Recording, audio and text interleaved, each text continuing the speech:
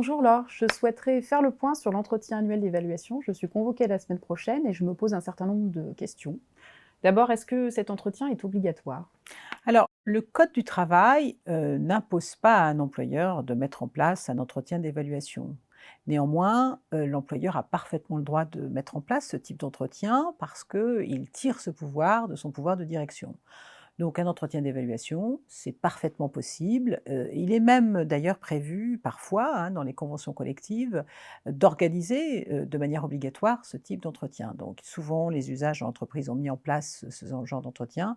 La convention collective le prévoit et lorsque d'ailleurs la convention collective prévoit l'organisation d'entretiens d'évaluation et que le salarié n'est pas soumis à cet entretien d'évaluation, il a parfaitement le droit d'obtenir la réparation du préjudice qu'il subit par suite de cette faute de son employeur et l'évaluation du préjudice, ce sera notamment la perte de chance de pouvoir, bénéficier d'une évolution de carrière et d'une évolution de sa rémunération.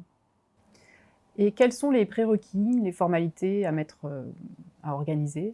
Alors oui, parce que le code du travail n'impose pas, la mise en place de ces entretiens, mais lorsque, l'entretien est mis en place, par contre, le code du travail impose des formalités et notamment, premièrement, de consulter les représentants du personnel lorsqu'ils existent, sur les critères d'évaluation qui, sont mis en place et puis deuxièmement, informer de manière préalable les salariés des critères, sur la base desquels ils vont être évalués.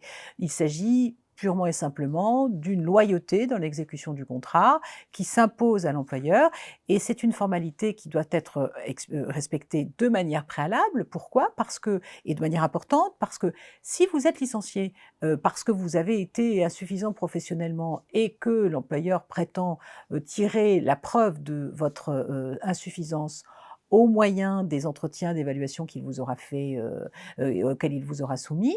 Si ces entretiens ont été mis en place de manière irrégulière, et déloyale, vous pouvez parfaitement obtenir une invalidation de votre licenciement pour, ce motif-là. Donc c'est important de respecter la procédure. Donc, admettons que la procédure soit respectée. Comment est-ce que ça s'organise? Est-ce que je peux, être assistée lors de cet entretien? Alors, la jurisprudence est venue expliquer que non, un entretien d'évaluation, ça n'est pas un entretien disciplinaire. Donc vous ne pouvez pas imposer, d'être assisté par un collègue de travail ou un représentant du personnel lors de cet entretien. Et est-ce que je peux refuser de m'y rendre si je ne suis pas accompagnée? Là encore, la jurisprudence, est venue nous préciser qu'un entretien qui est obligatoire dans les entreprises, au moyen d'un usage, au moyen enfin d'une convention collective, d'une décision de l'employeur qui a respecté la règle, hein, qui a informé tout le monde, qui a informé préalablement tout le monde, qui vous a défini les critères.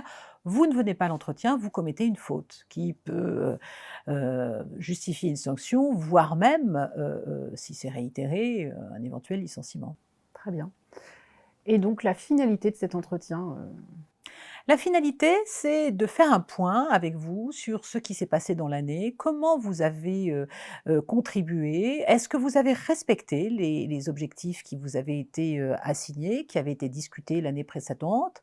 Est-ce que vous avez, eu un comportement qui est, conforme à ce qui, est attendu de vous? Est-ce que vous avez l'esprit d'équipe? Est-ce que vous avez donc respecté les critères d'évaluation qui avaient été, préalablement définis?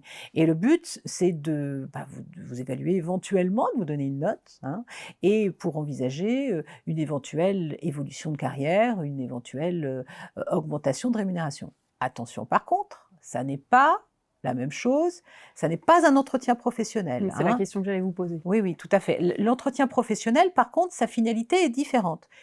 Il est obligatoire, l'entretien professionnel, il doit se dérouler tous les 2 ans et l'entretien professionnel, sa finalité, c'est d'évaluer vos aspirations, vos compétences, mais vos besoins éventuels en formation pour pouvoir, envisager, anticiper votre évolution de carrière et donc la finalité, c'est une évolution de l'emploi, votre évolution personnelle et est-ce que vous avez besoin d'être adapté, besoin d'une formation ou pas?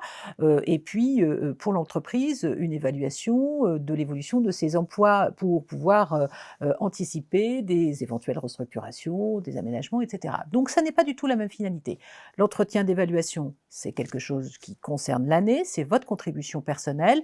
L'évaluation, l'entretien professionnel, ça concerne le futur et ça concerne vos besoins de formation et d'évolution. Très bien. Eh ben, je vous remercie pour ces précisions. Merci.